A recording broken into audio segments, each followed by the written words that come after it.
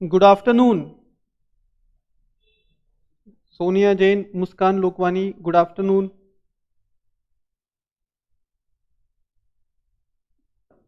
क्या हाल है तुम्हारे? So this will be your third lecture on SEBI SAST 2011। Yes, and I hope कि पिछले दो लेक्चर्स में आप लोगों को जो भी चीज़ें पढ़ाई गई हैं आप उसको अच्छे से रिवाइज करके आए हो। एवरीवन, बाकी लोग कहाँ गए भाई? कौन कौन है सेशन के अंदर? मेंशन करो अपना नाम।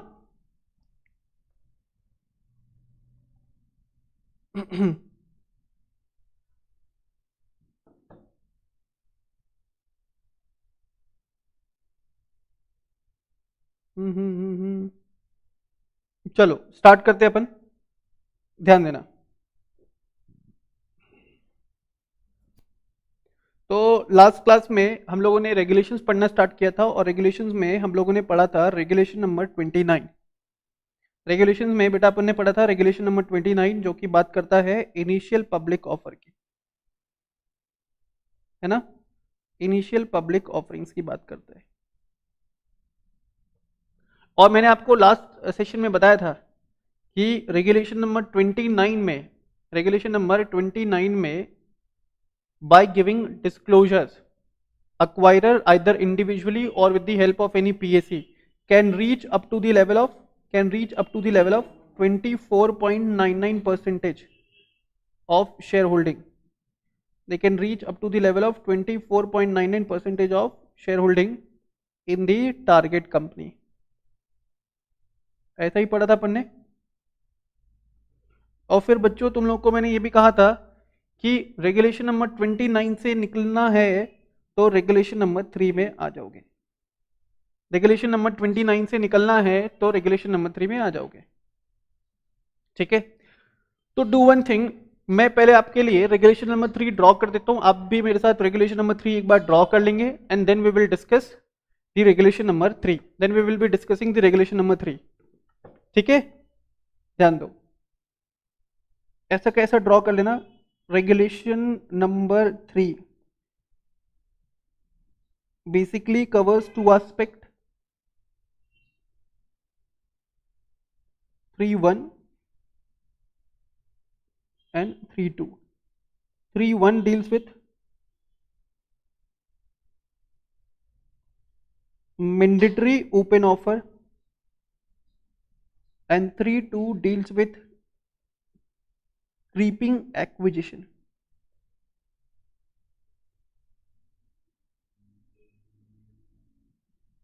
ड्रॉ कर लोगे एक बार मेरे साथ regulation number 3।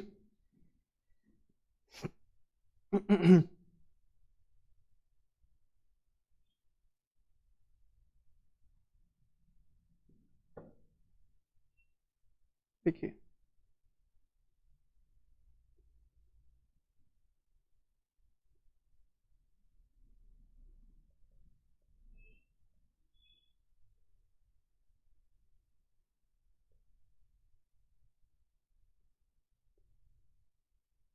acquirer along with PSC intends to acquire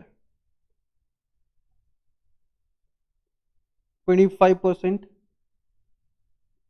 or more voting rights in the target company। Acquirer along with PSC if intends to acquire 25% or more voting rights in the target company, then in such cases within a period of 5 days they have to file, they shall file DPS। the Delhi Public School नहीं, detailed public statement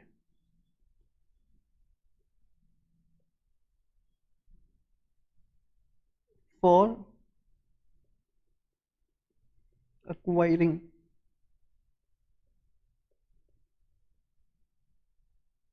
additional 26% of shares, for acquiring additional 26% of shares.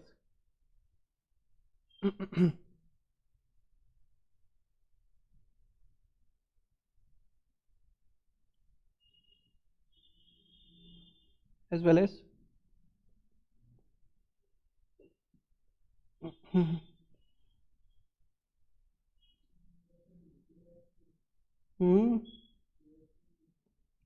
जैसा लिखा बेटा वैसे लिख लो एक बार, है ना।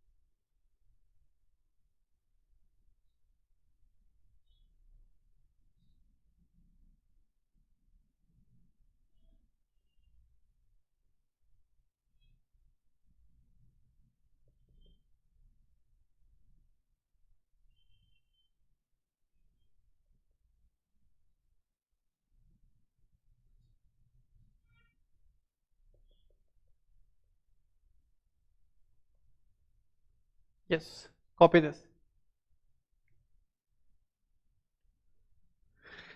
Copy कर लीजिएगा।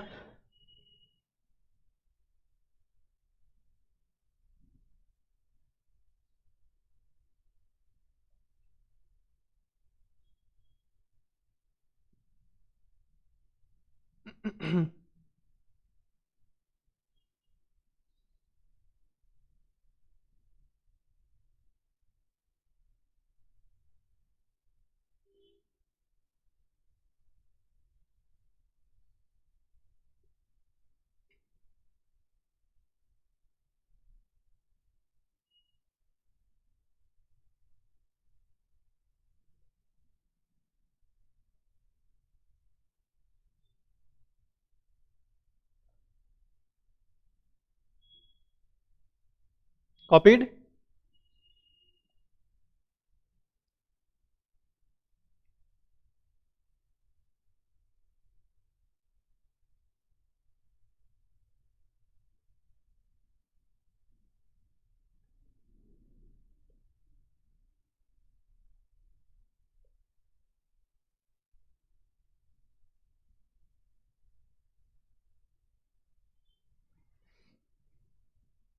चलो अब ध्यान देना यहाँ पे, सुनना बच्चों, very very very important regulation.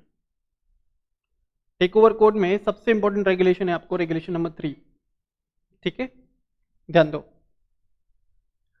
Language check करते एक बार, क्या लिखा है यहाँ पे, when the acquirer either individually और with the help of any PAC, जब भी कोई एक्वायरर आइदर इंडिविजुअली और with the help of any PAC, intents, intents का मतलब है shows an intention, when the acquirer either individually or with the help of any PSC shows the intention to acquire 25% or more voting rights or to acquire 25% or more shares which entitles them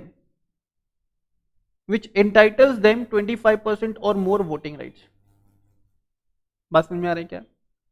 जब भी कोई acquirer either individually और with the help of any PSC intention show करता है to acquire 25% और more voting rights in the target company, तो जिस दिन उसने इंटेंशन जाहिर किया, बोर्ड पे देखते रहना प्लीज, अगर आप लोग कॉपी कर रहे हो रुक जाओ बेटा थोड़ी देर, बोर्ड पे देखते रहो। जिस दिन अक्वायरर आइदर इंडिविजुअली और with the help of any PSC intention जाहिर करता है टू अक्वायर 25% और more voting rights in the target company, वहां से with in a period of 5 days acquirer को एक डिटेल पब्लिक स्टेटमेंट फाइल करना पड़ेगा, अक्वायरर को एक डिटेल पब्लिक स्टेटमेंट फाइल करना पड़ेगा for acquiring at least additional 26% share. Sir क्या बोल गए आप? सर आप कुछ ऐसा बोलना चाहते हो कि 25% शेयर्स अक्वायर करने के लिए 26% का मैंडेटरी ओपन ऑफर देना पड़ेगा। फिर से सुनना, 25% शेयर्स अक्वायर करने के लिए 26% का मैंडेटरी ओपन ऑफर देना पड़ेगा। कितने दिनों में? With in a period of 5 days, and with in 1 day copy of public announcement must be sent to the SEBI and board of directors of target company, and on the same day inform करेगा stock exchange को जिस दिन intention जाहिर किया to acquire 25% और more shares, जिस दिन intention जाहिर किया अक्वायरर ने टू अक्वायर 25% और more shares in the target company, same day acquirer will give intimation to the stock exchange of the target company. Stock exchange of target company का मतलब stock exchange on which shares of target companies is being listed and traded, shares of target company is being listed and traded। तो stock exchange को same day inform कर दो and stock exchange will update the information on its website, stock exchange will update the information on its website. Is it clear? चलो एक बार फिर से क्या बोला यहाँ पे?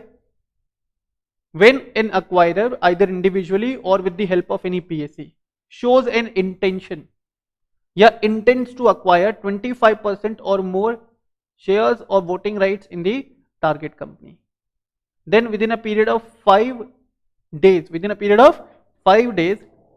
DPS फाइल करना पड़ेगा फॉर एक्वायरिंग एडिशनल 26%। इसका मतलब समझते हो? इसका मतलब कि यार अगर 25% को टच करना है, अगर एक्वायरर को 25% टच करना है इन द टारगेट कंपनी, तो उसे 26% के लिए ओपन ऑफर देना पड़ेगा। अगर एक्वायरर को 25% टच करना है इन द टारगेट कंपनी, तो उसको 26% के लिए ओपन ऑफर देना पड़ेगा। तो सर आप ऐसा बोलना चाहते हो 25 + 26 है क्या? Answer is yes. ठीक है सर, ये 25 + 26 है क्या? Answer is yes. इसलिए इसको बोला गया mandatory open offer. It will be mandatory for the acquirer in case if the acquirer intends to acquire 25% or more shares in the target company. Is it clear? In case acquirer intends to acquire 25% or more shares in the target company. ठीक है, देखो example मान लो कि एक company ए limited है यहां पे acquirer, and A limited के पास 23.5% शेयर्स है। किसका? बी लिमिटेड का। तो बी लिमिटेड यहां पे कौन हो गया बच्चों? बी लिमिटेड हो गया यहां पे टारगेट कंपनी, है ना? ए लिमिटेड के पास टारगेट कंपनी का कितना परसेंट शेयर्स है? 23.5% शेयर्स। अब ए लिमिटेड ने एक शेयर परचेज एग्रीमेंट में एंटर किया with one of the promoter of B limited, mister X one of the promoter, ध्यान से सुनना, mister X one of the promoter of B limited, इनके साथ ए लिमिटेड ने एग्रीमेंट किया, और मिस्टर एक्स के पास 4.2% शेयर्स है कंपनी का। मिस्टर एक्स के पास 4.2% शेयर्स है कंपनी का, एंड मिस्टर एक्स ने एग्री किया to sell 3.5% shares to A limited. अब मुझे एक बात बताओ, अगर ये 3.5% शेयर्स ए लिमिटेड परचेज कर ले, किससे?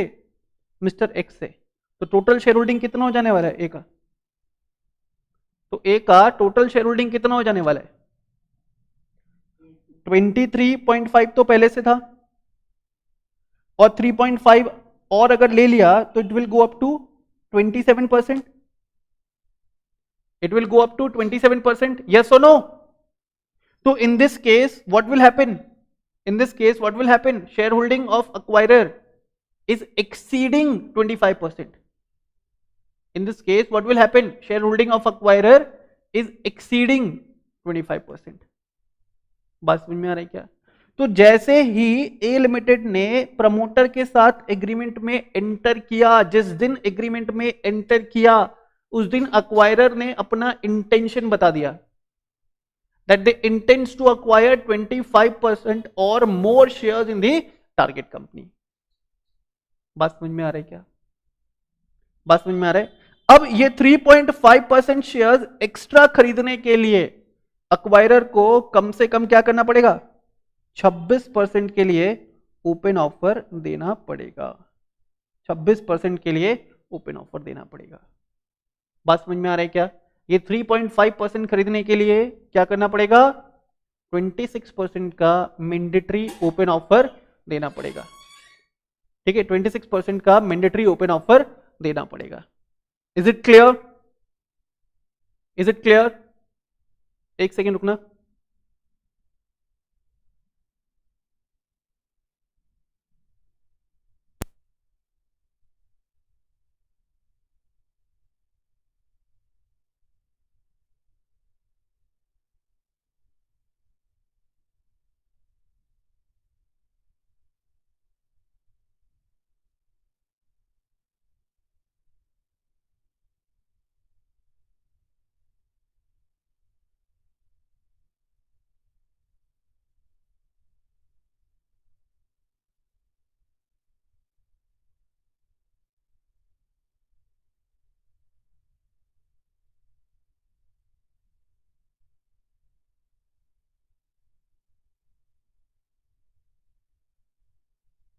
यस, देखो क्या बोला सबने. अगर फिर से सुन लो भाई, अक्वायरर को 25% या उससे ऊपर जाना है टारगेट कंपनी में, तो ऐसा करने से पहले 26% का मैंडेटरी ओपन ऑफर देना पड़ेगा. तो सर एक्चुअल सिनेरियो क्या बन रहा है यहाँ पे? 23.5 तो पहले से है, 3.5 तुम उससे खरीद लोगे प्रमोटर से bye way of entering into a share purchase agreement with the promoter, है ना. लेकिन ये खरीदने से पहले तुमको ये ऑफर देना पड़ेगा. ठीक है, ये खरीदने से पहले तुम्हें ये ऑफर देना पड़ेगा. तो एक्चुअली में अब अक्वायरर का शेयर होल्डिंग कितना हो जाने वाला है? 23.5, 3.5 कितना हो गया? 27. एंड मान लो कि 26 का ऑफर दिया एंड 22% का एक्सेप्टेंस मिला. हो सकता है ना? ऑफर तो 26% के लिए दिया, पर जरूरी थोड़ी ना जितना ऑफर दिया उतना एक्सेप्ट हो जाए.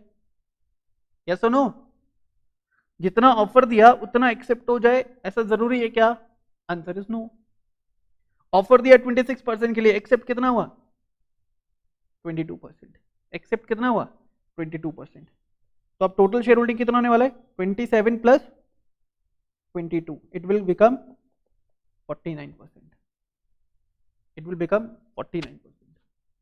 बताओ क्या ये कॉन्सेप्ट आपको क्लियर है? और भी इलस्ट्रेशंस में कराऊंगा, पहले मुझे बताओ क्या ये कॉन्सेप्ट आपको क्लियर है? Yes please let me know. Open offer मतलब ऑफर है ना, for acquiring the shares of the target company. यही है ओपन ऑफर, एक्वायरर दे रहा है. तुम समझो, मैंने लास्ट क्लास में आपको बताया था कि अगर 25% या उसके ऊपर गए तो ultimately acquirer is going to acquire control. उसकी मर्जी के बिना स्पेशल रिजोल्यूशन पास नहीं कर पाएगा टारगेट कंपनी. बताया था ना? तो भाई अगर तुम 25%, अगर अक्वायरर 25% से ऊपर जाना चाहता है तो इनडायरेक्टली तो कंट्रोल एक्सरसाइज करने वाला है ना. अब अक्वायरर को कंट्रोल एक्सरसाइज करने दे, इससे पहले एग्जिस्टिंग शेयर होल्डर्स को एक एग्जिट अपॉर्चुनिटी देना पड़ेगा ना. यही तो पढ़ा था लास्ट क्लास में. तो ये जो 26% का अपन ओपन ऑफर दे रहे हैं, ये एक्चुअली अपन एग्जिट अपॉर्चुनिटी प्रोवाइड करा रहे हैं. किसको? To the share holders of the target company. अब जिसको ये मंजूर नहीं है कि नया अक्वायरर आए, वो शेयर होल्डर क्या करेगा? ओपन ऑफर एक्सेप्ट करेगा and they will make an exit. बताओ बच्चों ऑनलाइन वाले, कॉन्सेप्ट आपको समझ में आया? ये ओपन ऑफर क्यों दिया जा रहा है? basically an exit opportunity is being given through this open offer to the shareholders of the target company, कि जिनको प्रॉब्लम है इस एक्विजिशन से, जैसे ही 25% से ऊपर गया अक्वायरर का share holding limit target company में, अक्वायरर के पास कंट्रोल आ सकता है। मैंने फर्स्ट क्लास में आपको एक्सप्लेन किया था। तो भाई अक्वायरर के पास कंट्रोल आए इससे पहले जो एग्जिस्टिंग शेयर होल्डर्स है उनको एक एग्जिट अपॉर्चुनिटी देना पड़ेगा ना, एग्जिट अपॉर्चुनिटी देना पड़ेगा ना। तो ये जो 26% का अपन ओपन ऑफर दे रहे हैं, through this open offer we are providing an exit opportunity to the share holders of the target company. अगर share holders of target company को प्रॉब्लम है नए अक्वायरर से, they will accept the open offer and they can easily make an exit from the company. They can easily make an exit from the company. बात समझ में आ रहा है क्या? चलो एक और तुमको एग्जांपल कराता हूं, शायद अब ज्यादा क्लियर हो जाए मैटर। दो कंपनी, और अगर रिवर्ट करते रहो मुझे, लाइव क्लास में अगर बैठे हो तो एटलीस्ट रिस्पॉन्स करना पड़ेगा तुम्हें, समझना ध्यान से। एबीसी लिमिटेड यहां पे है अक्वायरर, XYZ लिमिटेड है यहां पे टारगेट कंपनी, ठीक है। ध्यान दो, अक्वायरर के पास 22.5% शेयर्स है, किसमें? XYZ लिमिटेड में 22.5% शेयर्स है, किसमें? XYZ लिमिटेड में, ठीक है। एंड अक्वायरर ने एक एग्रीमेंट में एंटर किया with one of the promoter, चिटपुट शेयर होल्डर से शेयर्स परचेज नहीं करेगा अक्वायरर, क्योंकि चिटपुट शेयर होल्डर्स के पास बहुत कम नंबर ऑफ शेयर्स होता है। मान लो अगर आज मुझे किसी कंपनी के शेयर्स में इन्वेस्ट करना है, किसी लिस्टेड कंपनी का शेयर्स खरीदना, मैं कितना शेयर्स खरीद लूंगा? 100, 150, 200, 500, 1000, थोड़ा ज्यादा पैसा हो गया तो 2000। तो अगर उसको अपन परसेंटेज बेसिस पे कैलकुलेट करें तो बहुत कम है। तो मेरे जैसे शेयर होल्डर से कभी अक्वायरर शेयर्स परचेज नहीं करेगा। अक्वायरर सीधे किसको पकड़ेगा? बड़ी मछली। बड़ी मछली में कौन आ सकता है? प्रमोटर, जिनके पास ज्यादा परसेंटेज ऑफ शेयर्स है, जिनके पास ज्यादा परसेंटेज ऑफ शेयर्स है इन द टारगेट कंपनी। तो अक्वायरर ने भाई एग्रीमेंट करना चाह रहे, अक्वायरर एग्रीमेंट करना चाह रहे with one of the promoter, and that promoter is having 3.4% shares. That promoter is having 3.4% share. मुझे एक बात बताओ, क्या अक्वायरर यहां पे प्रमोटर से 3.4% शेयर अक्वायर कर सकता है? क्या अक्वायरर यहां पे प्रमोटर से 3.4% शेयर अक्वायर कर सकता है? जवाब दो, पूछता है भारत।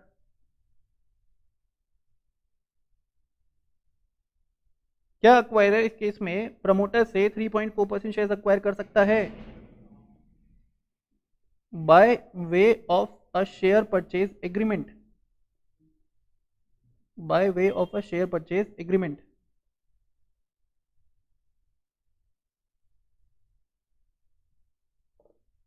अरे यार, यस बोलने वाले तुम थोड़ा सा दिमाग चला लो। 22.5% ऑलरेडी है, 3.4% और लिया तो कितना हो जाएगा ये? It will become 25.9%। It will become 25.9%। क्या डायरेक्टली इनसे शेयर परचेज कर सकता है? क्या डायरेक्टली शेयर परचेज कर सकता है यहाँ पे? यार इट इज एक्सीडिंग 25% ना, इट इज एक्सीडिंग 25% ना। अगर ये 3.5% शेयर परचेज करना है तो एडिशनल ऑफर लगाना पड़ेगा, कितने के लिए? कितने के लिए? कम से कम 26% के लिए। बात समझ में आ रही क्या? 25 या उसके ऊपर जाना है तो 26 के लिए ऑफर लगाना पड़ेगा। फिर से ये इतना रूल लिख लो यहाँ पे, 25 या उसके ऊपर जाना है तो 26 के लिए कम से कम मैंडेटरी ओपन ऑफर लगाना पड़ेगा। तो in this situation acquirer directly 3.4% shares नहीं परचेज कर सकता प्रमोटर से। In order to purchase these shares, या before purchasing these shares, acquirer have to make acquirer have to make a mandatory open offer.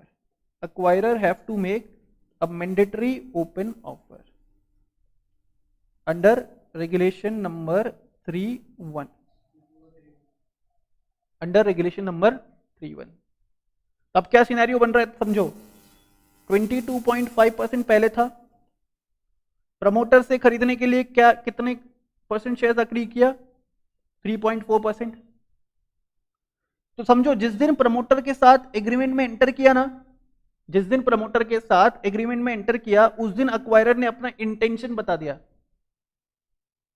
जिस दिन प्रमोटर के साथ 3.4% share purchase करने के लिए एग्रीमेंट किया उस दिन एक्वायरर ने अपना इंटेंशन बता दिया कि हम आपके कंपनी के substantial percentage of shares acquire करना चाहते हैं। ठीक है, and by way of acquiring substantial percentage of shares acquirer is going to acquire control. Acquirer is going to acquire the control over the target company. बात समझ में आ रहा है क्या? And before acquiring the control over the target company, तुम्हें नहीं लगता कि टारगेट कंपनी के शेयर होल्डर्स को एग्जिट अपॉर्चुनिटी देना चाहिए? लगता है या नहीं लगता है? whether the shareholders of target company should be given, whether the shareholders of target company should be given with an exit opportunity, yes or no? Answer is yes. Answer is yes. और इसीलिए तो in order to provide exit opportunity to the shareholders of target company mandatory open offer लेकर के आया। कौन? Acquirer. कितने के लिए? कितने के लिए? 26% के लिए। ठीक है, अब यहां पे दो सिचुएशन बन सकता है, तुम समझो। एक्वायरर ने 26% का ओपन ऑफर दिया, इसका मतलब क्या? एक्वायरर पब्लिक अनाउंसमेंट कर रहा है that we are going to acquire 25% और more shares in your company. अगर आपको इस बात से प्रॉब्लम है तो आप क्या कर सकते हो? आप क्या कर सकते हो? आप ओपन ऑफर एक्सेप्ट करो and you can make an exit from the company. आप ओपन ऑफर एक्सेप्ट करो and you can make an exit from the company. Now अब शेयर होल्डर जो है दो टाइप के प्रिजम्पशंस लेकर के चलता है, ये चल सकता है। मान लो अगर शेयर होल्डर को लगता है कि जो एक्वायरर है उसका मैनेजमेंट ज्यादा बेटर होने वाला है as compare to the current level of management, as compare to the current level of management, तो in that situation share holder will not accept the offer and they will not make an exit. Share holder को लगता है कि अभी जो नया company acquire करने वाला है वो कंपनी का मैनेजमेंट और भी बेटर है, और भी ज्यादा स्किल्ड और एक्सपीरियंस लोग है कंपनी के बोर्ड ऑफ डायरेक्टर्स में, तो share holders of target company may not accept the offer. लेकिन अगर share holders of target company को लगता है कि यार जो नया कंपनी आने वाला है पता नहीं कि कैसे काम करेगा, उनके बारे में हमें ज्यादा इंफॉर्मेशन है नहीं, तो उनके स्किल्स पे, उनके एक्सपीरियंस पे हम रिलाई नहीं कर सकते, what they can do, they can accept the offer, they can tender their shares, they can accept the offer, they can tender their shares and they can make an exit from the company,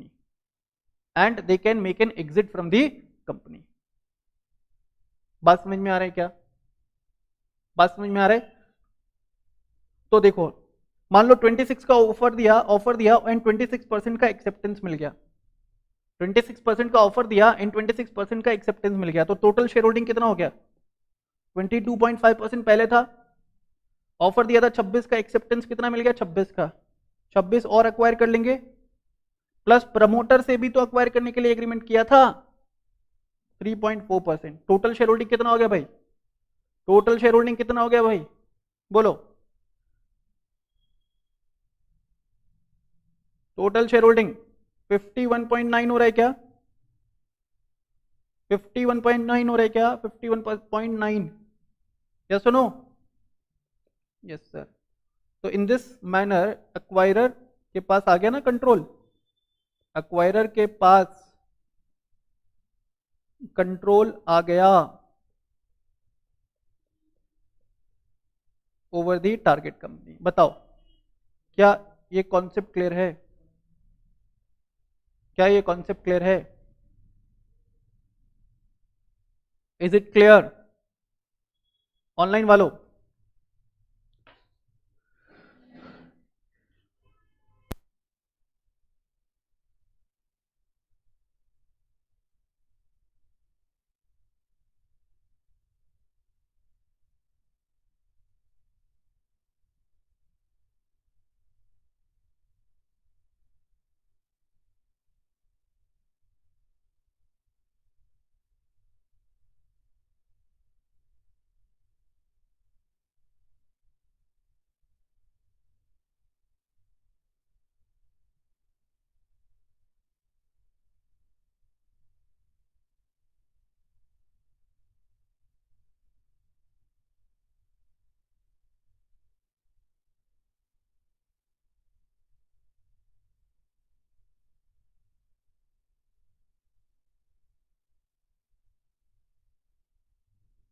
okay,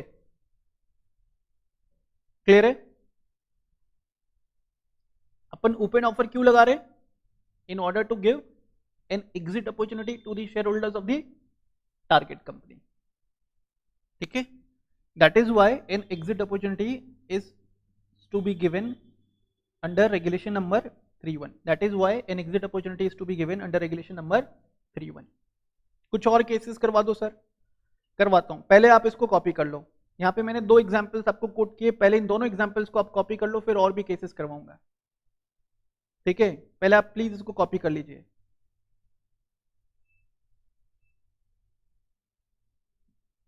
ये वाला example copy कर लो.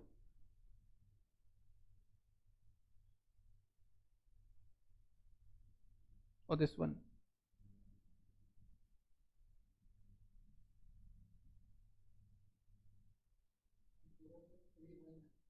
पूरा 3(1) है. अभी और भी बहुत सारी चीजें, रुक जाओ.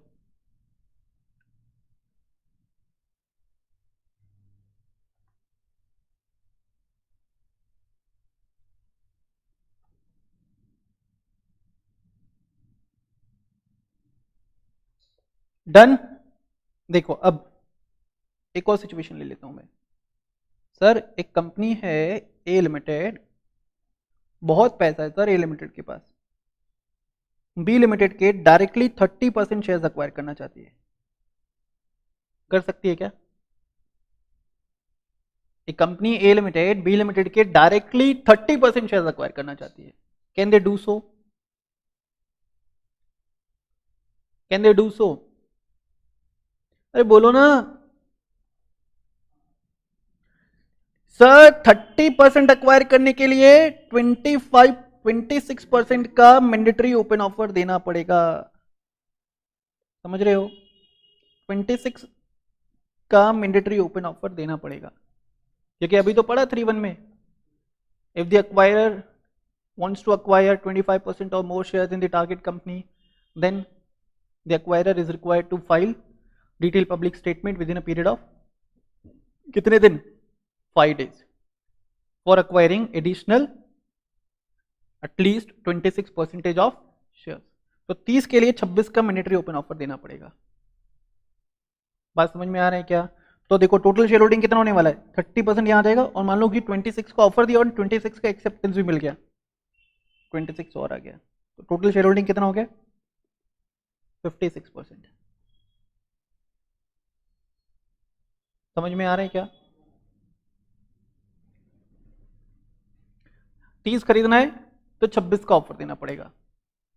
25 या 25 के ऊपर जाना है, 26 का ऑफर देना पड़ेगा. फिर से 25 या 25 के ऊपर जाना है तो 26 का ऑफर देना पड़ेगा. याद कर लो इसको. फिर से एक बार रिपीट कर दोगे. 25 या 25 के ऊपर जाना है तो 26 का ऑफर देना पड़ेगा. Is it clear? सर ऐसा भी तो हो सकता है, मान लो देखो एक कंपनी ए लिमिटेड ऑलरेडी 24.25% शेयर है इनके पास. किसका? बी लिमिटेड का. ठीक है, ऑलरेडी कितना परसेंट शेयर है? 24.25% शेयर है सर. अच्छी बात है. अब ए लिमिटेड ने बी लिमिटेड के एक प्रमोटर को कांटेक्ट किया, मिस्टर एक्स को.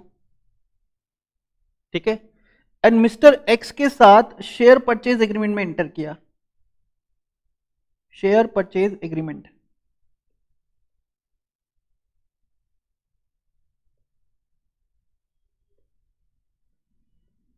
ठीक है, शेयर परचेज एग्रीमेंट में एंटर किया on 16th of July 2020 for acquiring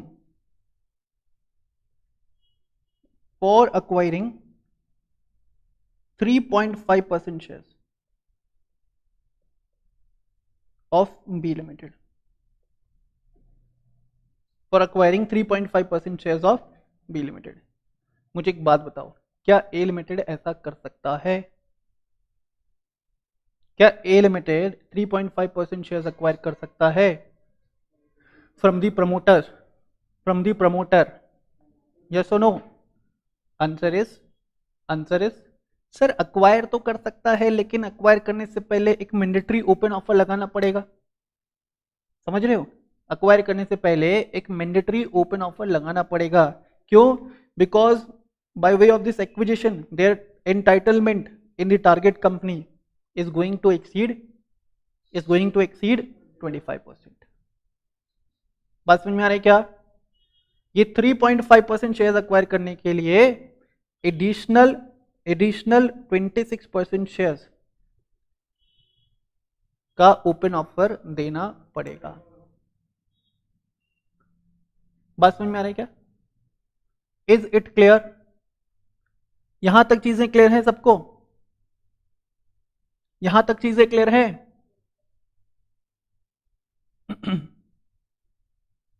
sir अब थोड़ा सा ट्विस्ट और ले आते हैं अपन इसमें। कंपनी ने 26% का मैंडेटरी ओपन ऑफर लगाया। कंपनी ने 26% का मैंडेटरी ओपन ऑफर लगाया, लेकिन कंपनी को 0% एक्सेप्टेंस मिला।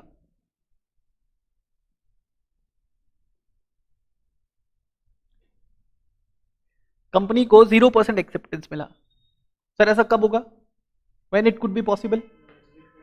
एक भी शेयर होल्डर तैयार नहीं हो रहा है to make an exit, when the share holder believes that, और when the share holders are of an opinion कि जो नया मैनेजमेंट होने वाला ना, नया मैनेजमेंट जो आने वाला है ना, वो बहुत धांसू लोग हैं। वो कंपनी को एक नई ऊंचाइयों तक लेकर के जाएंगे और हमारे रिटर्न्स, हमारे इन्वेस्टमेंट पे मेनी फोल्ड टाइम्स हमको रिटर्न मिलने वाला है इन नियर फ्यूचर। तो किसी ने भी सरेंडर नहीं किया अपना शेयर। क्या अब ये 3.5% शेयर खरीद पाएगा? Answer is yes. अक्वायरर का क्या काम था? मैंडेटरी ओपन ऑफर देने का, और उस मैंडेटरी ओपन ऑफर के रिस्पॉन्स में जो भी शेयर्स टेंडर होते हैं वो परचेज करने का। अगर मैंडेटरी ओपन ऑफर देने के बाद किसी शेयर होल्डर ने अपने शेयर्स टेंडर ही नहीं किए तो इसमें अक्वायरर का कोई फॉल्ट नहीं है। तो अब अक्वायरर का समझो, इस केस में अक्वायरर का शेयर होल्डिंग कितना हो जाने वाला है? 24.25% पहले था सर, एंड प्रमोटर से कितना खरीद लिया? 3.5%, तो it will make 27.75%। It will make 27.75%। बोलो। अच्छा, अब मैंने जो तुमको रेगुलेशन में देखो लिखवाया था, क्या लिखवाया था sir? With in 5 days DPS file करना है। तो 5 डेज तुम कहां से चेक करोगे बेटा? 5 डेज कहां से चेक करोगे? जिस दिन अक्वायरर ने इंटेंशन जाहिर किया 25% और मोर शेयर्स अक्वायर करने का। तो देखो इस केस में इंटेंशन किस दिन जाहिर किया? 16 जुलाई को। 16 जुलाई को, क्योंकि 16 जुलाई को तो शेयर एग्रीमेंट किया था सर। अब 16 जुलाई से 5 वर्किंग डेज के अंदर, 16 जुलाई से 5 वर्किंग डेज के अंदर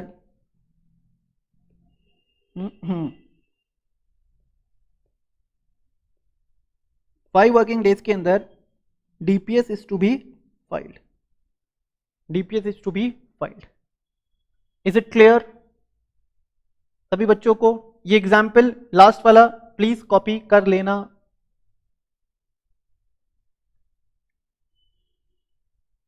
लास्ट वाला एग्जाम्पल प्लीज कॉपी कर लेना।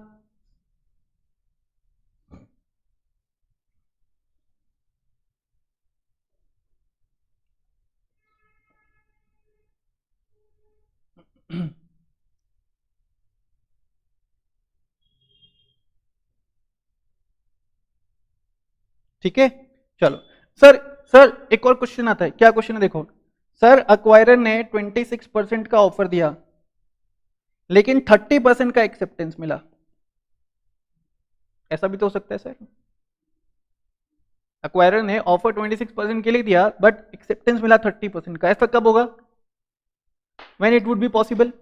When the share holders of the target company is of the opinion कि जो करंट मैनेजमेंट है वो ज्यादा बेटर है as compare to the new management, as compared to the acquirer who is going to take over the control over the target company, who is going to take over the control over the target company। तो ज्यादा से ज्यादा share holder क्या करना चाह रहे? Exit मारना चाह रहे फ्रॉम द टारगेट कंपनी। तो 26 का ऑफर था, 30 का एक्सेप्टेंस। सर अभी क्या करें? अक्वायरर के ऊपर है, तुम अक्वायरर को बाउंड नहीं कर सकते टू अक्वायर 30% शेयर। तो यहाँ पे प्रोपोर्शनेट बेसिस पे acquisition can be made by the acquirer. In this case proportionate basis पे acquisition can be made by the acquirer. बोलो बेटा, क्या ये चीजें क्लियर हैं? बिल्कुल क्लियर है सबको?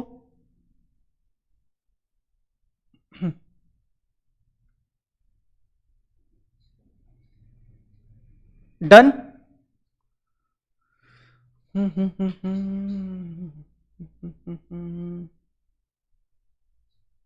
कोई और केस बन सकता है क्या? Let me think. ठीक है।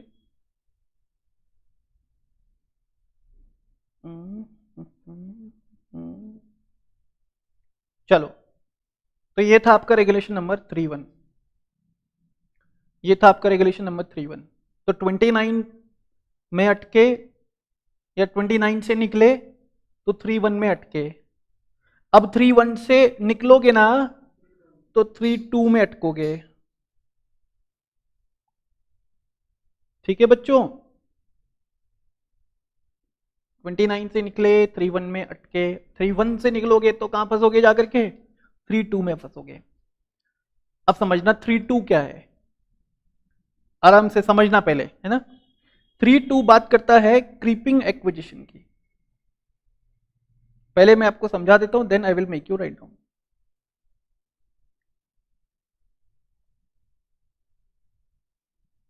अगर तुमको ये रेगुलेशन समझ में आ जाता है, it means take over code will be very easy. ठीक है, अब ध्यान देना यहां पे क्रीपिंग एक्विजिशन। क्रीपिंग का मतलब क्या होता है रे? क्रीपिंग का मतलब क्या होता है? धीरे धीरे आगे मूव करना, यही होता है ना। क्रीपिंग का मतलब क्या होता है? धीरे धीरे आगे बढ़ना। ठीक है, जो तुम लोग करते हो पढ़ाई के साथ, धीरे धीरे पढ़ते हो।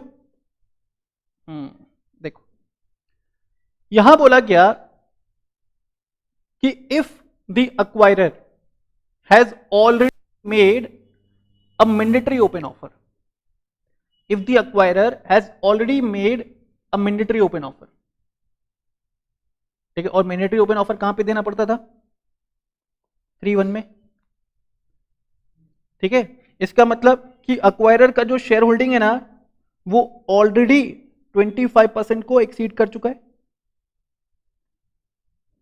ठीक है, फिर से, if the acquirer has mandatory open offer and acquirer is within the range of 25% to 75% shareholding in the target company, shareholding in the target company। ठीक है,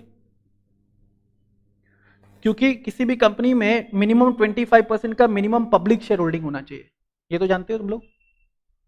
minimum public share holding in any company कितना होना चाहिए? 25%। किसी भी company में total number of share issued का 25% कम से कम should be held by public. तो क्या बोला? If the acquirer has already made mandatory open offer under regulation number 3.1, then after that acquirer किसी भी फाइनेंशियल ईयर में, आफ्टर दैट अक्वायरर किसी भी फाइनेंशियल ईयर में टारगेट कंपनी के 5% से ज्यादा शेयर्स अक्वायर नहीं कर सकता। 5% से ज्यादा शेयर्स अक्वायर नहीं कर सकता। फिर से एक बार, if the acquirer has already made mandatory open offer under regulation number 3.1, then उसके बाद किसी भी फाइनेंशियल ईयर में अक्वायरर टारगेट कंपनी के 5% से ज्यादा शेयर्स अक्वायर नहीं कर सकता।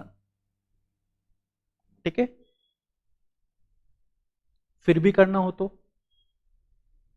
अक्वायर नहीं कर सकता। देख देता हूं मैं यहां पे, सर फिर भी करना हो तो, अगर फिर भी करना है,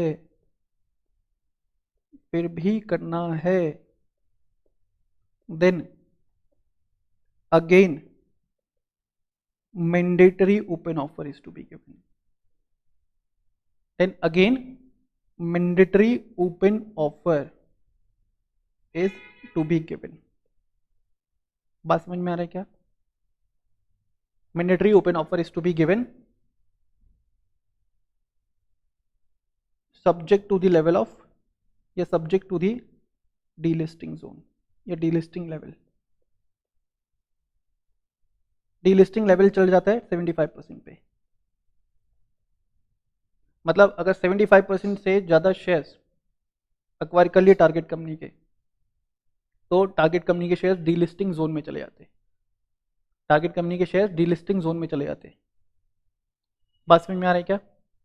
अगर 75% से ज़्यादा शेयर्स अक्वायर कर लिए टारगेट कंपनी के, तो टारगेट कंपनी के शेयर्स डीलिस्टिंग जोन में चले जाएंगे, they shares can be delisted. ठीक है, तो क्या बोला सर ने?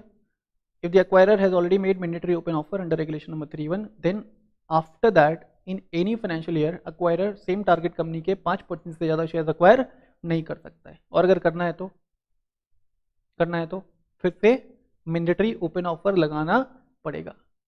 मैंडेटरी ओपन ऑफर कितने का लगेगा? Up to the extent of delisting zone, up to the extent of delisting zone. और डीलिस्टिंग जोन कितने पे लग रहा है? 75%। ठीक है, अब समझना कॉन्सेप्ट। मैं ये वाला एग्जांपल ले लेता हूं, मैं आपके साथ ये वाला एग्जांपल ले लेता हूं। चलो नया एग्जांपल बना लेते हैं अपन। देखना, एक कंपनी ए लिमिटेड, ठीक है, holding 24% shares in XYZ limited. A limited holding 24% shares in XYZ limited. ठीक है, ये ठीक है। अब इन्होंने प्रमोटर के साथ एग्रीमेंट किया for acquiring 2.5% shares, for acquiring 2.5% shares. तो इसकी वजह से टोटल शेयर होल्डिंग 25 को क्रॉस करने वाला है, 25 को क्रॉस करने वाला है। 2.5% शेयर्स एक्वायर करने के लिए क्या करना पड़ेगा? 26 का मैंडेटरी ओपन ऑफर लगाना पड़ेगा। अभी पढ़े 3-1 में, मान लो 26 का मैंडेटरी ओपन ऑफर लगाया एंड 24% का एक्सेप्टेंस मिला,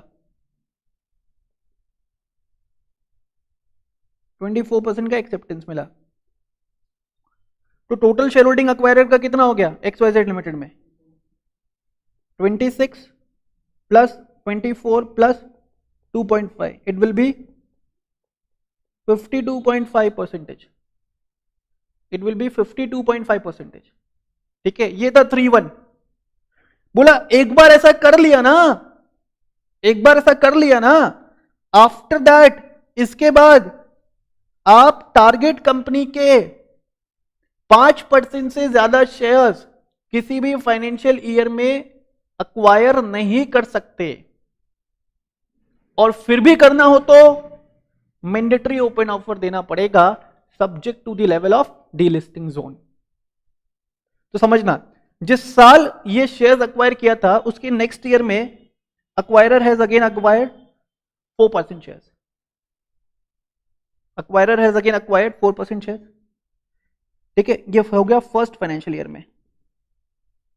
सेकेंड फाइनेंशियल ईयर में acquirer has acquired 3% shares,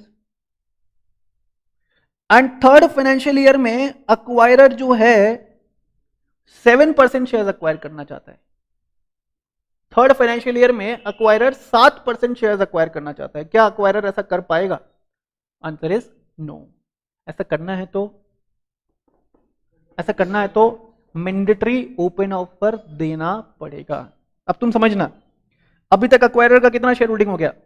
52.5 plus 4, 56.5 plus 3, 59.5 हो गया ना बच्चों।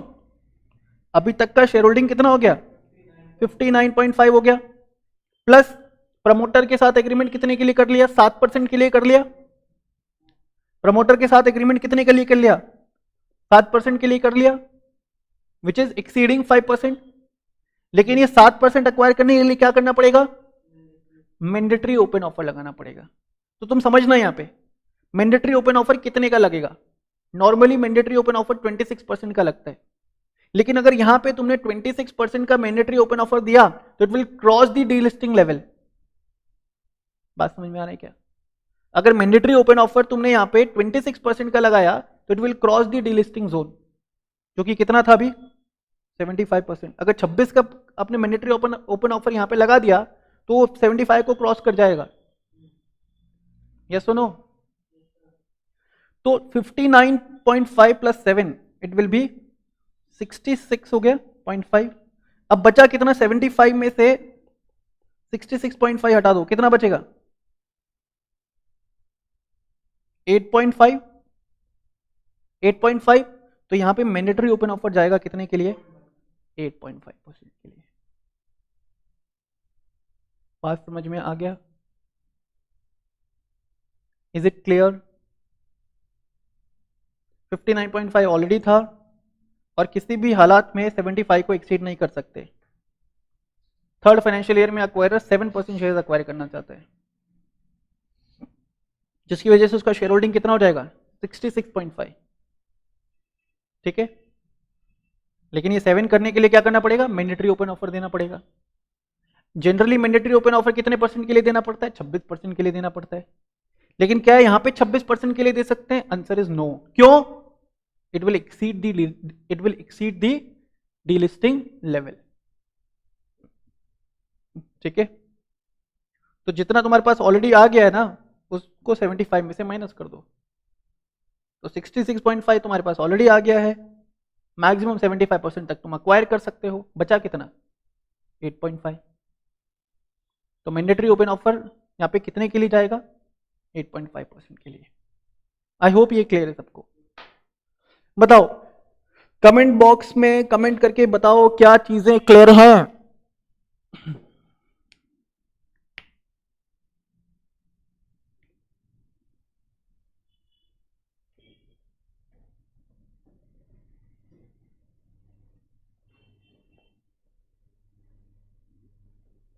Is it clear?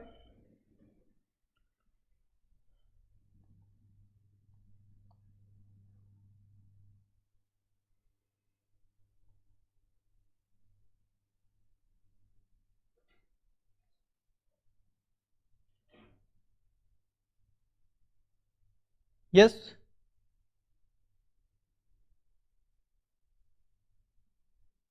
Late us take one more example. Let us take one more example. देखना, ए लिमिटेड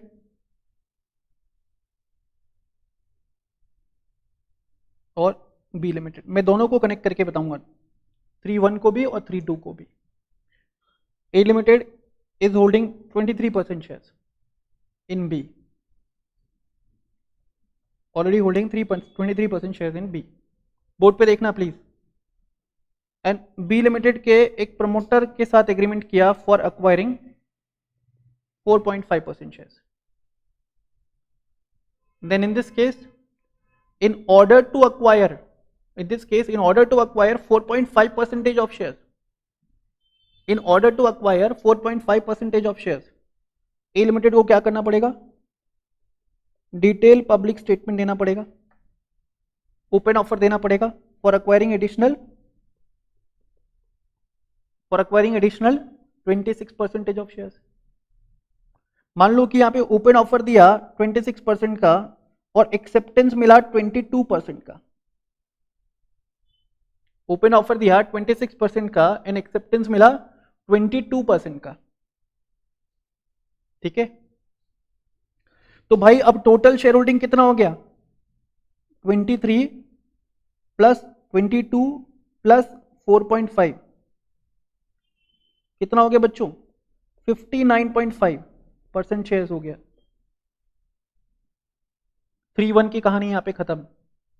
अब इसके बाद अक्वायरर किसी भी फाइनेंशियल ईयर में टारगेट कंपनी के 5% से ज्यादा शेयर्स अक्वायर 5% से ज्यादा शेयर्स अक्वायर नहीं कर सकता है।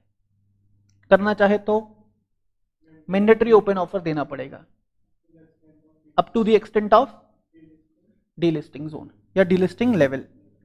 तो मान लो 59.5 अक्वायर करने के बाद first financial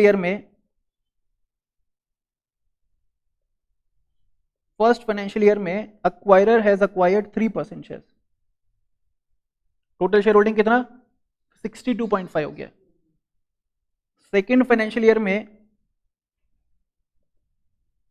acquirer has acquired 2.5% shares. Second financial year में acquirer has acquired 2.5% shares.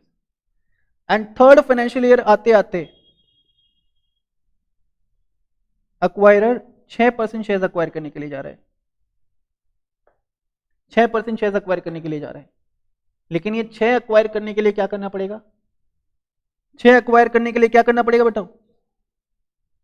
6 acquire करने के लिए फिर से mandatory open offer is to be given, फिर से mandatory open offer is to be given. तो तुम मुझे कैलकुलेट करके बताओगे कि मैंडेटरी ओपन ऑफर यहां पे कितने परसेंट के लिए जाने वाला है? ऑनलाइन वाले बच्चे, मैंडेटरी ओपन ऑफर यहां पे कितने परसेंट का जा सकता है? यस, ऑनलाइन वाले। सर टोटल शेयर होल्डिंग हो गया 59, 62.5 एंड 65, 71 ये हो गया। मैंडेटरी ओपन ऑफर यहां पे कितना है? मैक्सिमम 4% का।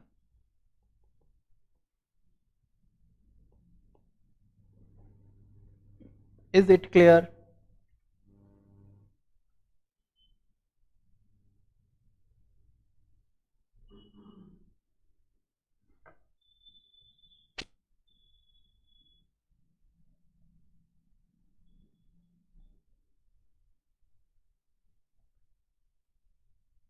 अच्छा, ये कैलकुलेशन गलत था। अच्छा अच्छा, मेक इट 49। ये 49 था ना? हाँ, तो 4 की जगह यहाँ पे कितना हो जाएगा? 14%। Very good. 4 की जगह यहाँ पे कितना हो जाएगा? 14%।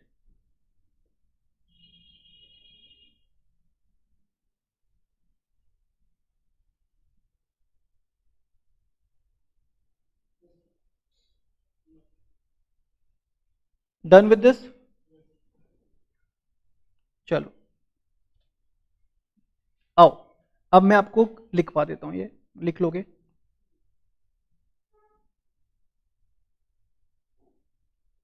Regulation number 32, write down.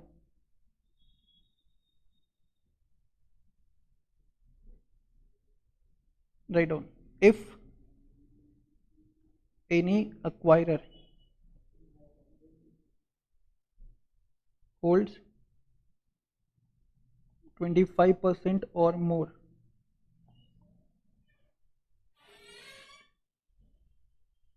shares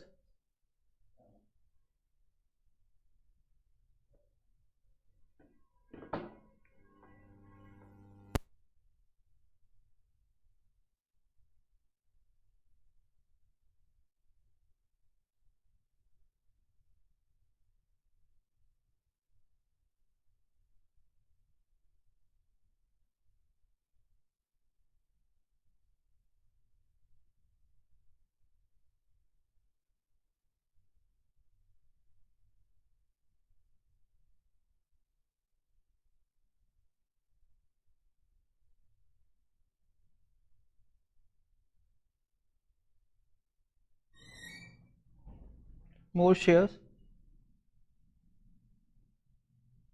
or voting rights in the target company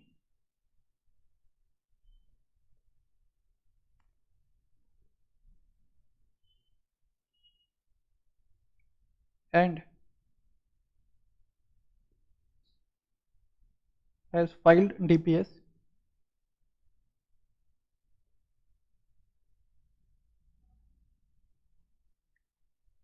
under regulation number 31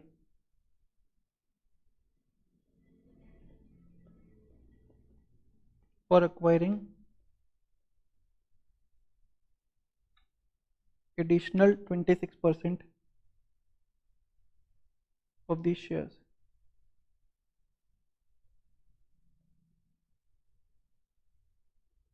Then after such event,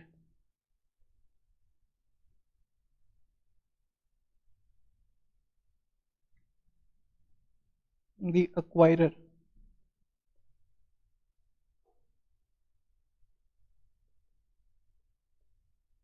cannot acquire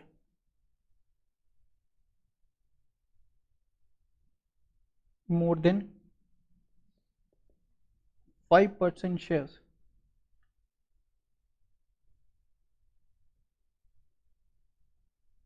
in the target company in any financial year.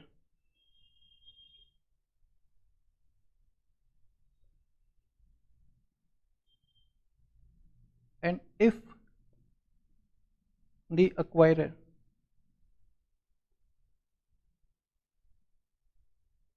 still wants to acquire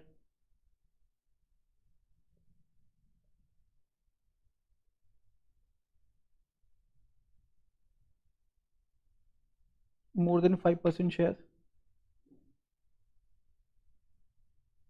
then if the acquirer still wants to acquire more than 5% shares, then again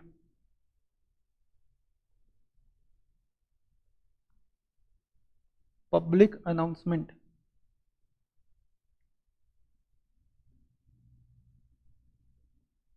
would be required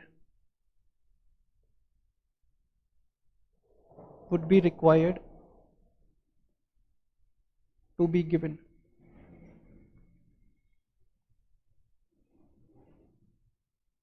Subject to the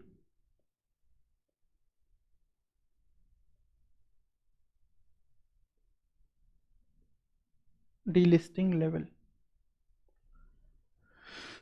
Copy this.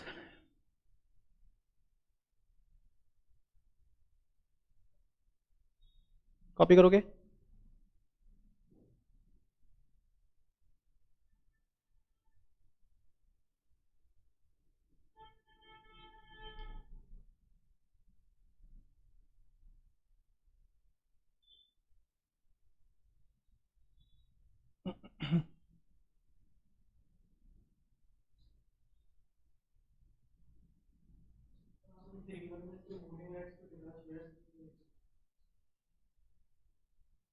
Suspense है, खुलेगा आगे.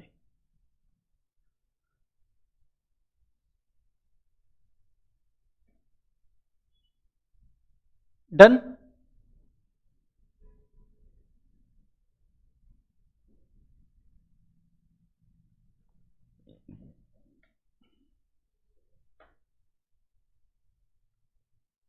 I hope regulation number 3.1 and 3.2 सभी students को clear है.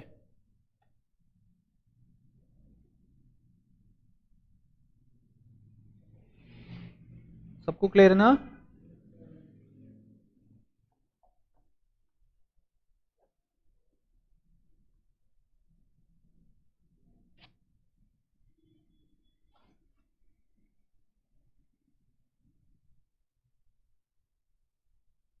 चलो next regulation पे आ जाओ. Regulation number 30, write down.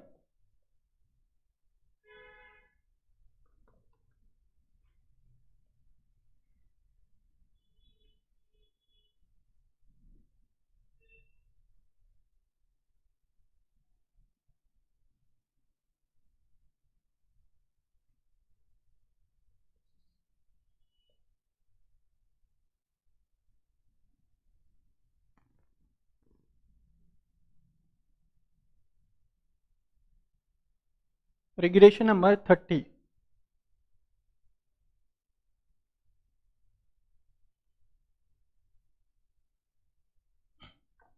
बहुत सिंपल है.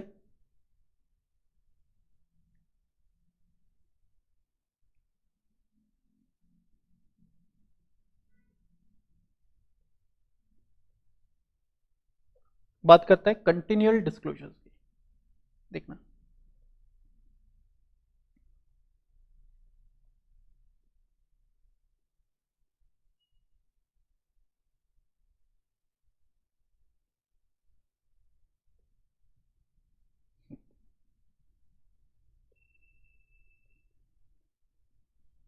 क्या बोला? एवरी पर्सन होल्डिंग 25% और मोर वोटिंग राइट्स।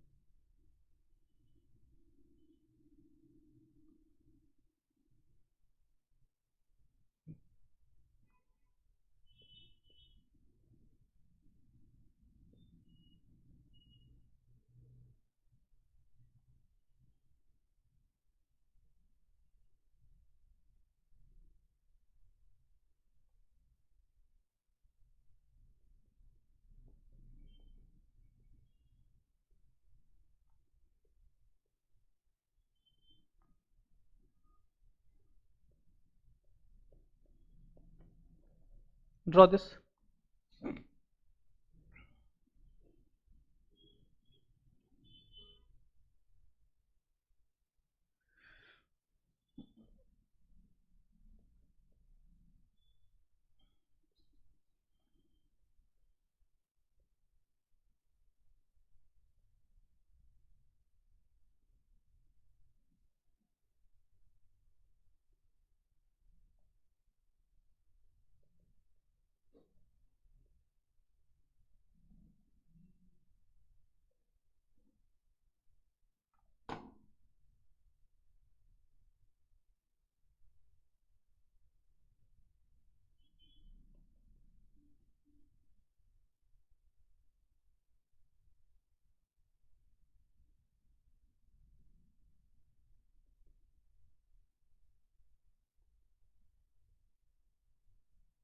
बहुत वेरी सिंपल, देखना यहाँ पे कंटिन्यूअल डिस्क्लोजर रेगुलेशन नंबर 30 किसके ऊपर एप्लीकेबल है? प्रमोटर्स के ऊपर, as well as on every such person who are holding more than 25% voting rights in any company. क्या बोला? Any person who is holding 25% और more voting rights in any company. ध्यान देना यहाँ पे, any person who is holding 25% or more voting rights in any company is required to make disclosure to the board of directors of the company as well as to the concerned stock exchange where the shares of such company is listed and traded। ठीक है? Plus ये regulation एक obligation डालता है promoters के ऊपर भी। तुम लोग देखोगे तो मैंने लिखा है promoter holding any number of shares, मतलब प्रमोटर्स के लिए जरूरी नहीं है 25% का होल्डिंग, अदर देन प्रमोटर्स के लिए मैंडेटरी है 25% का holding to fall under regulation number 30। Promoters के लिए 25% वाला criteria is not mandatory, other than promoters 25% वाला क्राइटेरिया इज मैंडेटरी। ठीक है? तो आप ऐसा बोलना चाहते हो sir that every promoter of company irrespective of their share holding, every promoter of company irrespective of their shareholding in the target company, they are required to give disclosure within a period of 7 days from the end of financial year to the board of directors of the target company as well as to the concerned stock exchange where the shares of the target company is listed and traded। बताओ क्या चीजें clear हैं? क्या चीजें clear हैं? फटाफट से commentary लिख लो, यहां पे नोट्स डाल करके लिख लो कमेंट्री फटाफट से। पहले आप ये चार्ट ड्रॉ कर लोगे, फिर आप लिख लोगे फटाफट से notes.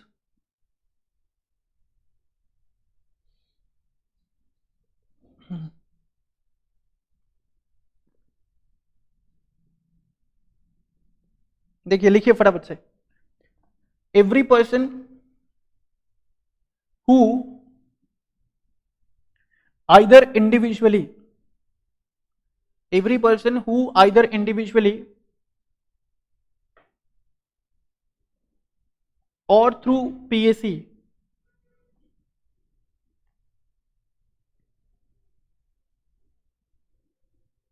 is holding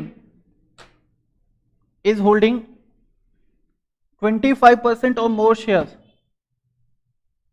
is holding 25% or more shares in the target company,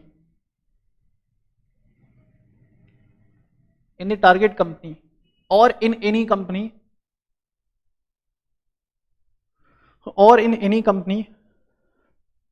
at the end of any financial year,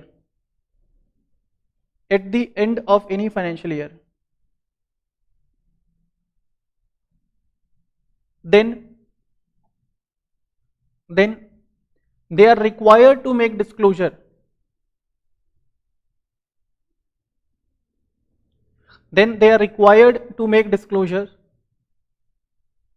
to the board of directors of the target company. They are required to make disclosure to the board of directors of the target company, as well as to the concerned stock exchange,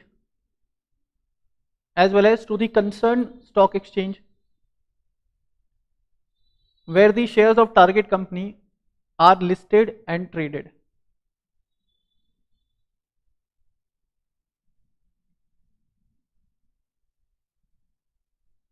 with in 7 days वाला point लिखवा दिया था क्या? Within a period of 7 days,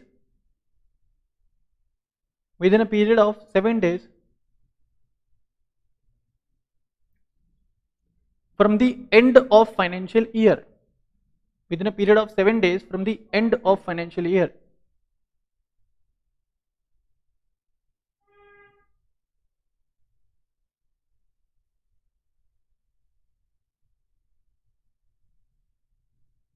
however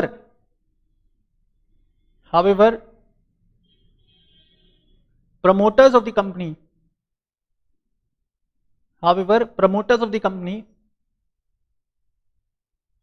are required to make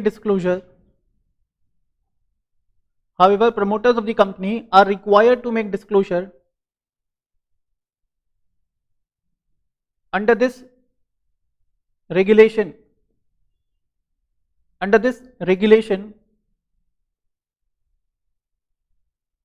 irrespective of their shareholding,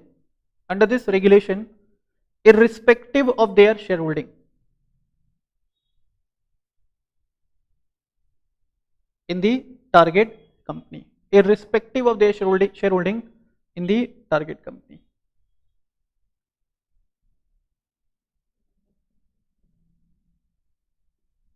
ठीक है sir?